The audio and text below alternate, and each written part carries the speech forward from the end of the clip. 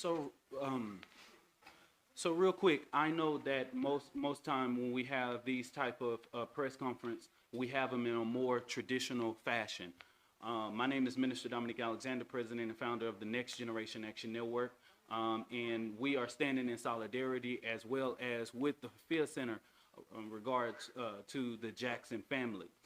This press conference will not be traditional. This will be this family expressing and talking about what they have encountered in the last couple of days. It's not for me to be able to articulate what the pain or what they have experienced.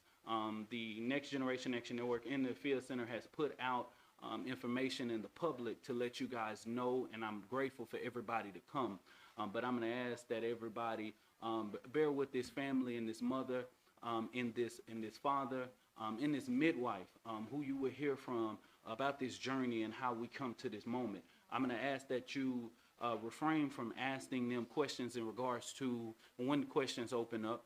Refrain from asking them questions about the legal process. Of course, they are not going to ask any questions in regards to legal proceedings, but they will let you know what has happened in the last couple of days, all right?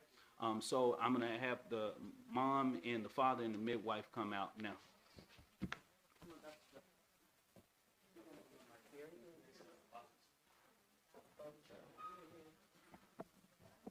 You may want to go. That's not how to go.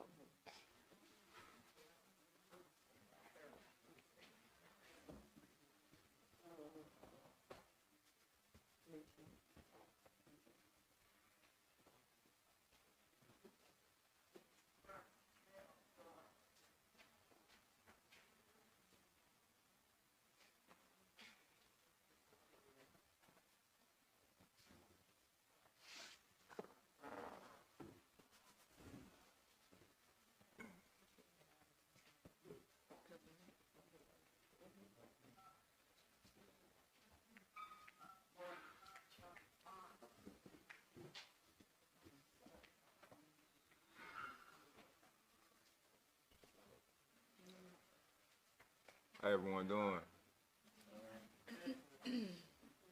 I'm Rodney Jackson. This is Temecia Jackson, my wife. And we just want to notify the world of our story and what's going on with the kidnapping of our daughter, Mila Jackson. Let me start by saying I chose to deliver my baby with Dr. Cheryl via a home birth, as I wanted to be able to tell my birth story and have my birth story the way that I wanted it to be. I wanted to be at home and in comfort with my husband. And so I was able to do that on March 21st. I delivered my baby girl, Mila Jackson, at 5:28 in the morning, at home with my husband and my midwife. It was a beautiful birth. She was perfect, 6 pounds, 9 ounces. 3 days later, we decided to take her to a pediatrician just for a newborn checkup. Within that visit, we were told everything is good. She looks great. The only thing is she have jaundice. Jaundice is a very common thing. Many of our family friends and families' children have had jaundice. So we left that visit thinking everything was fine. A couple of hours later, the pediatrician called my phone and wanted us to direct admit Mila into the hospital. We told him that we would get with our midwife, as she's our care provider, and figure out exactly what we wanted to do. Shortly after that, he texted my phone and gave me 3 options for taking care of Mila. We told him thank you and let him know that we would start those care options. Later that night around 11:30, he texted my phone and said that we are going against what he feel like we should do for our child, and if we do not admit her into the hospital immediately for jaundice, that he was going to call CPS. At 4 a.m., we're asleep. I'm asleep with the baby. My husband is asleep. Police officers are banging at our door with CPS. We let them know they have no jurisdiction, and they needed to leave, which they did in that moment. An hour later, they came back with more officers, more CPS workers, a fire truck, and an ambulance, demanding that we hand over Mila, saying that she is now in the care of CPS. We again told them to leave, which eventually they did. The very next day, our midwife reached out to the pediatrician, just letting him know that pretty much he has traumatized us. We were traumatized. We were woken up by police banging at our door at 4 a.m. and 5 a.m. And so after she gave him all the credentials that he was requesting from her, he pretty much said he was going to leave our care in our midwife's hands. And so we lived life. We went to soccer. We did everything that you do on a Saturday and a Sunday. And then that Tuesday, my husband was walking our dog, and constable is banging at the door. I'm inside with Mila. I call my husband and I let him know there's police outside. He immediately turns around and comes back to the house. He's met by 6 constables pretty much demanding that he let them into our home, and they had a writ. And so my husband said he will not be allowing them to go into the home, but if they have a writ, they can do whatever it is that they need to do. He made sure not to block our front door or anything like that. The constables chose to arrest my husband so that they could take his key and use his key to unlawfully enter my home and come and take my baby from me.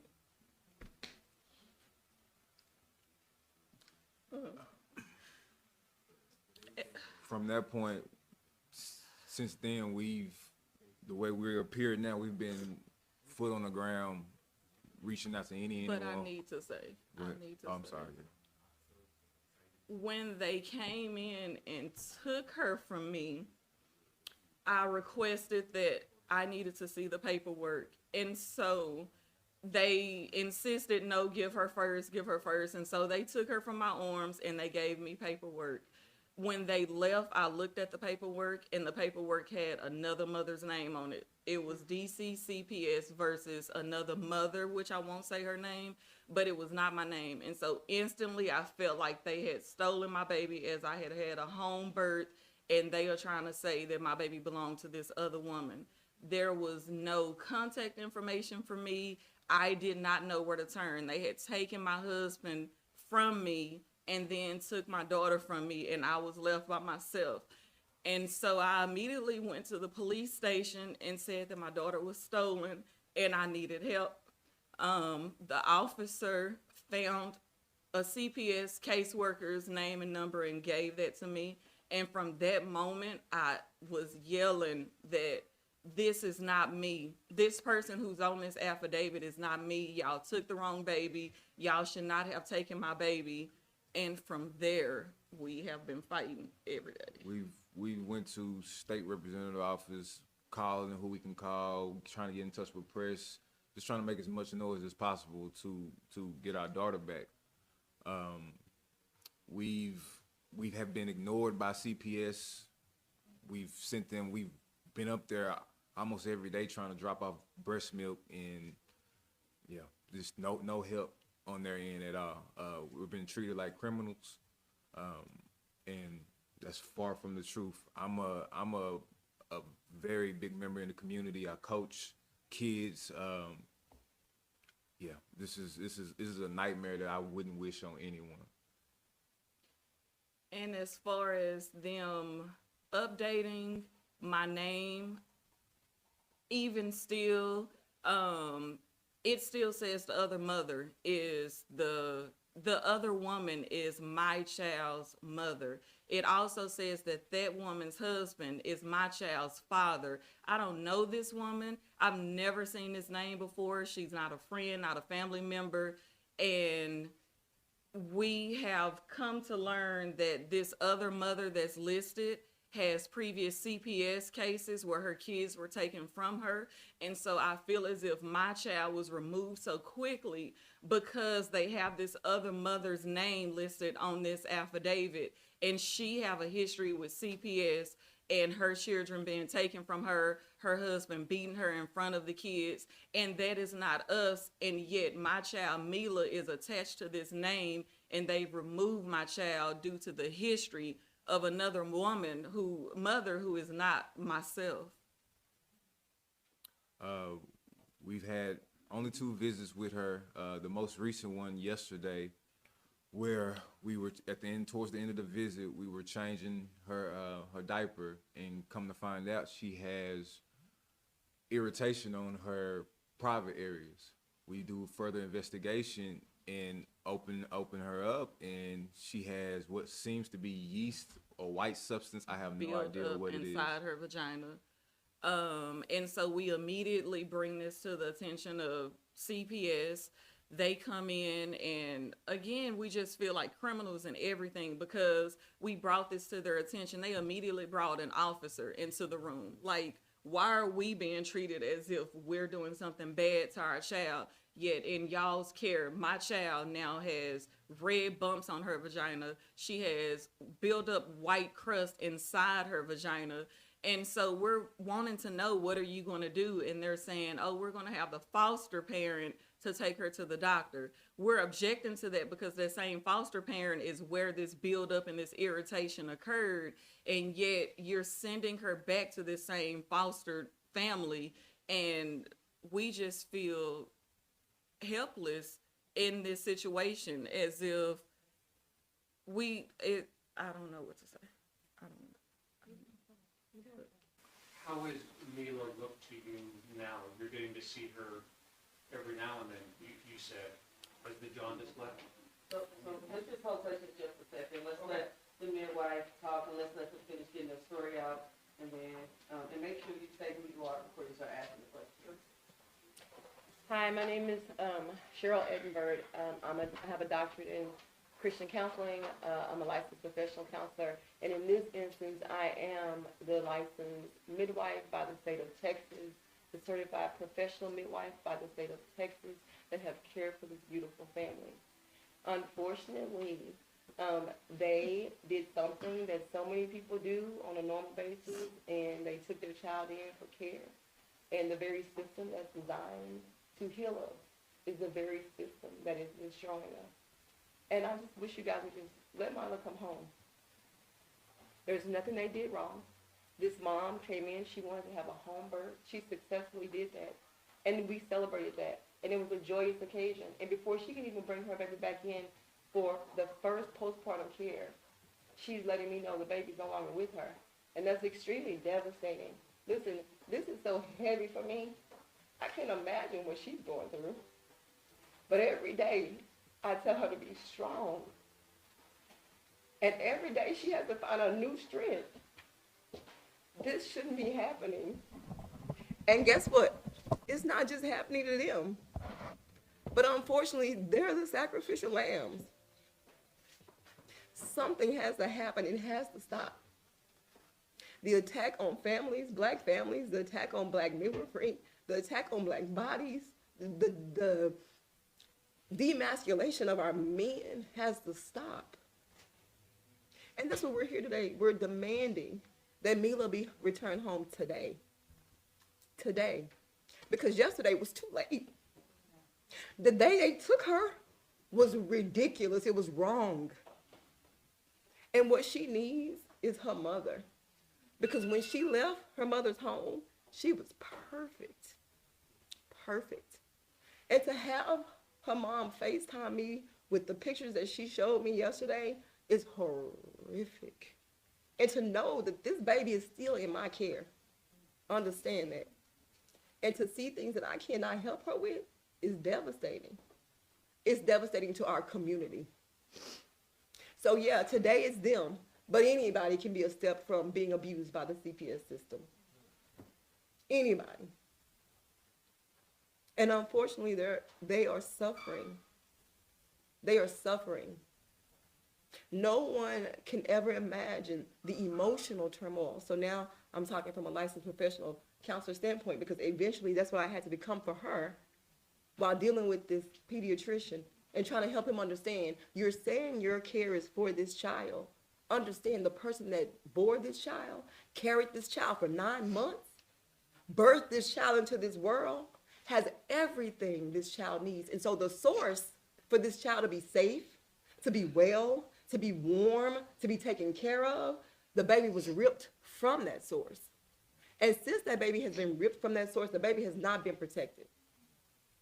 And I know because we have pictures that is evidence of that. This is not okay. And if anybody thinks that this is okay, legislation, government, state representative, if anybody thinks that this is okay, there's a problem bigger than this.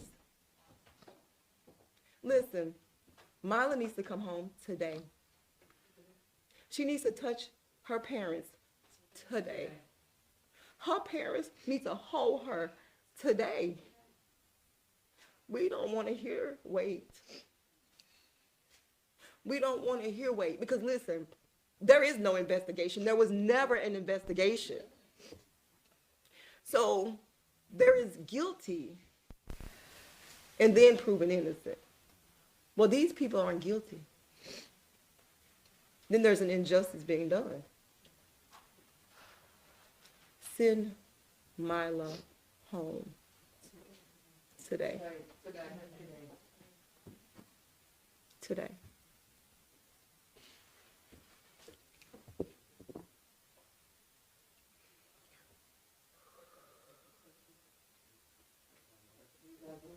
Yes. Yes.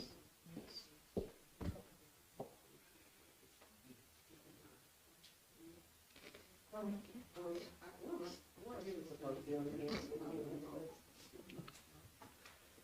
know you all are about to get ready to ask questions. Right? And I just want you to keep something in mind though before you start asking questions. A lot of times we'll kind of start asking questions as, and we want to seem like we are as sensitive as we possibly can be, but the questions will sometimes be accusatory. And so I want you to think before you ask a question today around the idea of accusatory, because absolutely nothing happened last week for these parents to be sitting here today. Absolutely nothing. Now, what did happen is misogyny. What did happen is white patriarchy. That happened. The intentional denial of Dr. Cheryl's ability to birth. That happened. The same thing that happened last week happened after Reconstruction with black granny midwives. That happened. The removal of black people's ability to take care of black people. That happened. But what did not happen, there was absolutely no blame to be sit here today. And so I hope that we can ask questions that will get us closer to bringing this baby home. I hope bringing Mila, because I'm going to give her a name. I'm not going to call her this baby because she's a baby, Mila. I hope that we can ask questions that will make the state of Texas think about the harm that they have historically perpetrated for black families in CPS and in their family court. I hope that we can ask questions that will address that. Yes, I know you all want to talk with them about what's going on, but I want you all to really think about making sure that we're not accusing or asking accusatory things in any kind of way. As it related to, I heard somebody say something about how did the baby look. She wasn't Jaundice sick when they seen her the first time, and she wasn't Jaundice sick this time, unless it's something that's happened since they've been with her. So that's all. And I'm sure New Jen is standing with us in the Afia Center. It is our role to make sure that black folk are being protected. That's another reason why it's happening here, because we want to make sure that this family will be protected throughout this entire journey until Miley comes home. Thank you all. We'll open it up for questions. You can start. Sure. I'm Kevin Reese with WFAA Channel 8, and you didn't want to mention those names, but we have that same document. And you don't have to, but you have no idea who Ms. Nacoglia is, or a Howard, these other names that are on this document that, you know, it's like they're questioning parentage. Correct. We don't know who these people are in this document. No idea who they are. We don't know where the mistake was made, either by the doctor reporting it or by CPS who took the call. We don't know, but we have no affiliation. Like, we do not know who these people are. I'm not named as Mila's mother in that document. He's not named as Mila's father in that document. We received further documentation, so even more details, and he's only named as alleged father. They updated that to add his name as alleged father, but they were not willing to update and add me as the mother. So we do not know who that is now. May I also ask, when is the most recent time that you saw it? And is it Mila or Mila? Mila. Mila, when's the most recent time you're able to see her, and where are they let loose? So we saw her yesterday at the 8700 CPS office.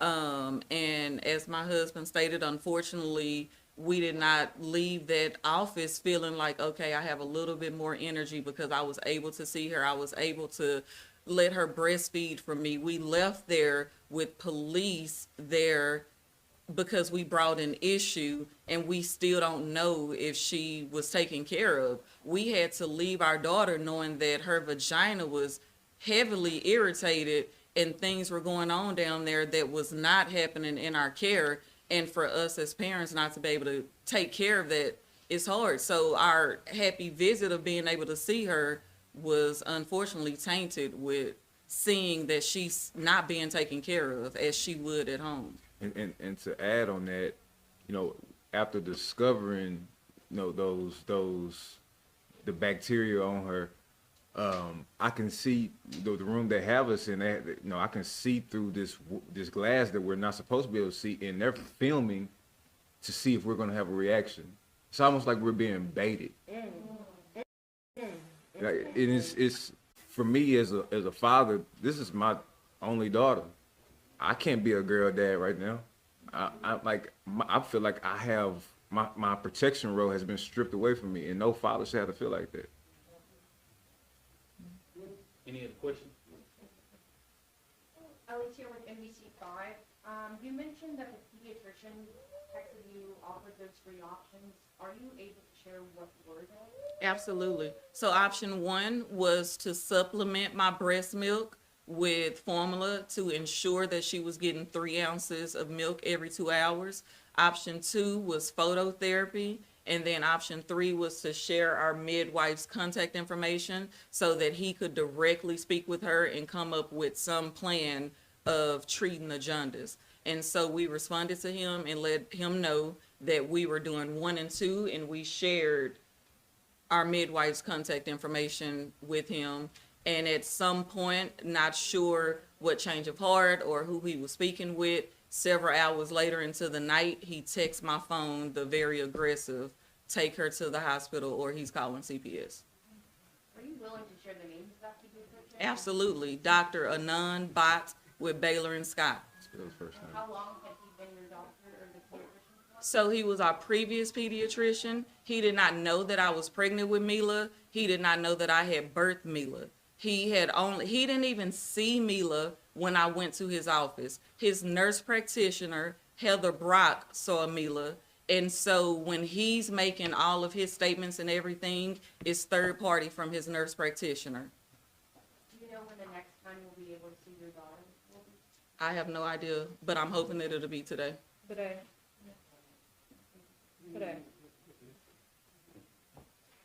Just for a little clarity, let's talk a little bit about jaundice, okay?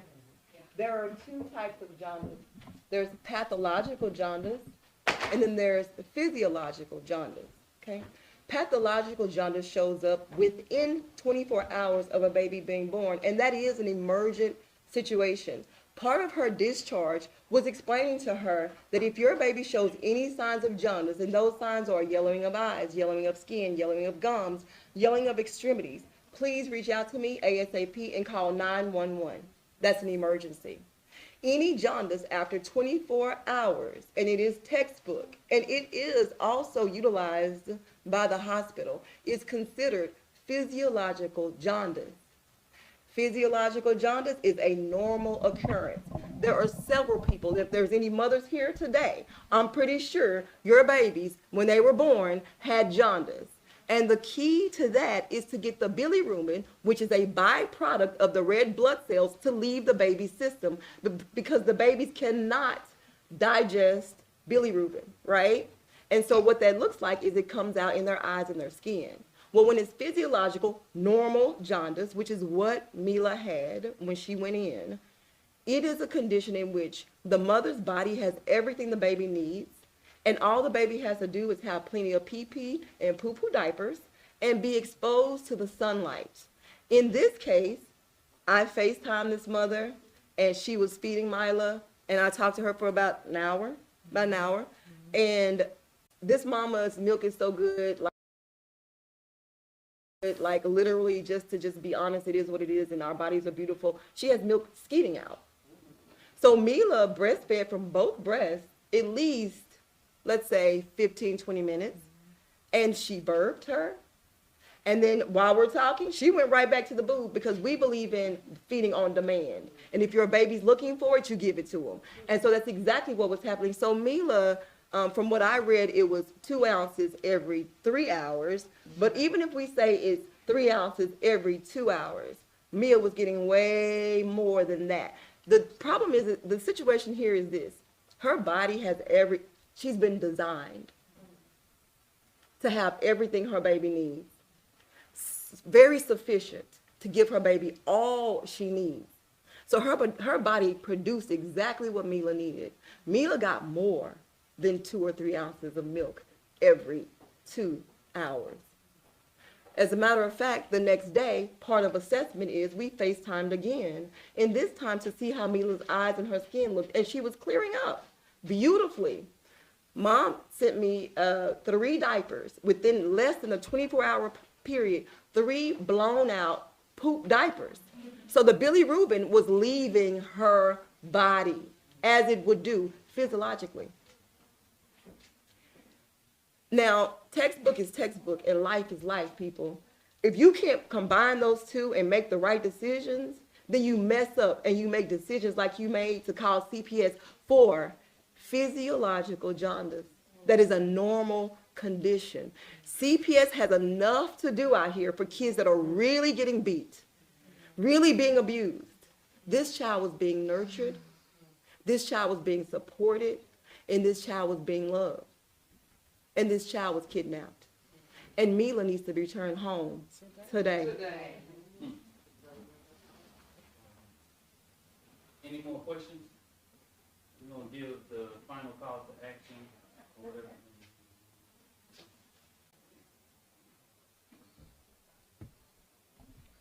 Thank you. Thank you all.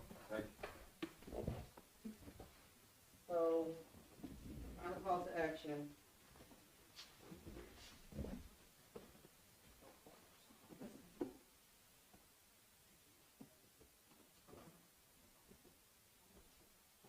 So, right now our final call to action is we are calling for.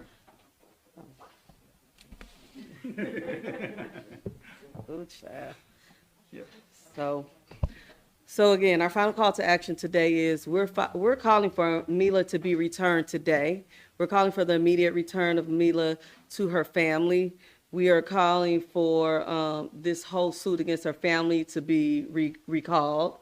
We also are calling for folks to keep reaching out to CPS and to any other space that you know that can help us get Mila returned. But right now, that's our call to action, is for folks to continue to reach out to CPS. Introduce yourself. My name is Kiana Arnold. I'm a full spectrum community doula, and I'm part of the birth justice team here at the AFIA Center. Can you spell out your first and last name, please? Q-I-A-N-A.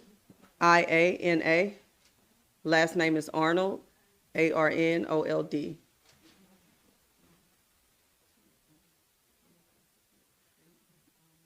So we all know these type of things can be catastrophic to you financially. We have a family, first of all, we have a mother that's in her postpartum period that's really the most vulnerable period for Black women. We know about our high maternal mortality rates, and we know this is the time frame where we're watching them the closest, but we literally have a mother that has not had a chance to sit down and heal.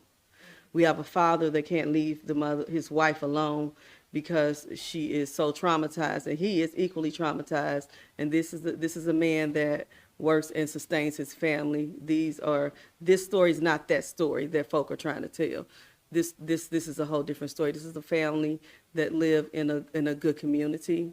They have a home where they have access to resources, and because this has happened, this is also limiting them being capable of making those resources. So I want to encourage everyone to that's another call to action. I want everyone to help support this family financially.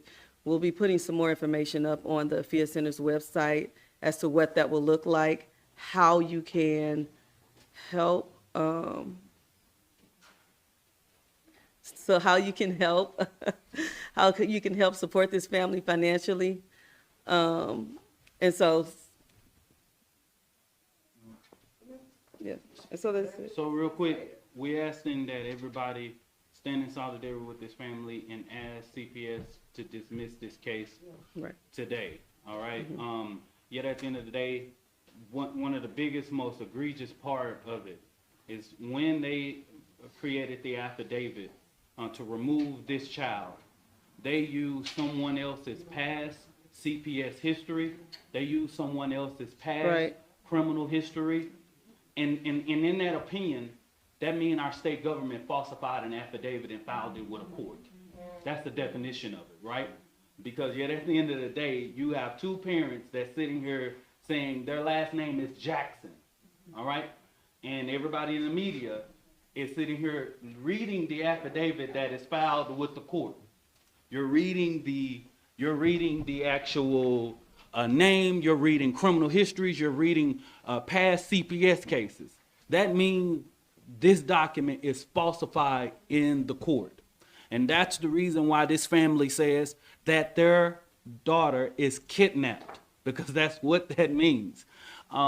If this was a situation where there was an investigation on CPS and they would have used the correct name, we know under Texas state law that they wouldn't have been able to remove Mila from the home based on that. But what they did, and whoever did it, even when this baby is returned back, we want a full investigation of this situation and who did it. So at the end of the day, I thank the AFIA Center for all the work that they do. This is, I'm not an expert in this area at all, but I know this level of injustice, and I know what Black people have to deal with. We're told how we should be policed in America. Right. We're told where we should live in America. We're told what we should eat in America, how many grocery stores we have, and we're told how we can have our health care, like what we can do with our own body. And yet at the end of the day, the Next Generation Action Network stand adamantly against that. And we're proud to stand in solidarity to advocate with this family, with the AFIA Center. And we ask that everybody call the blow their lines up today. Blow that doctor's office lines up today. And to tell them to return this baby home, y'all. We need everybody in our community to do this call to action today. And I want to thank everybody for coming here today. If there's any final questions, you got anything? No, I just want you all just to be clear about this is a direct violent attack on Black women, Black bodies, Black families, and we know that this is happening. The reason why we are here is because of systems and systemic racism, because we have to keep in mind that a non-Black physician decided that this well-capable family could not parent their child, and they took away their bodily autonomy when they took that away from them. And so we want to just keep that lifted up too. This isn't just an issue of a family being wrongfully accused or something. This is a violation of their human rights to parent their children. So. Thank y'all. Thank you. Thank you.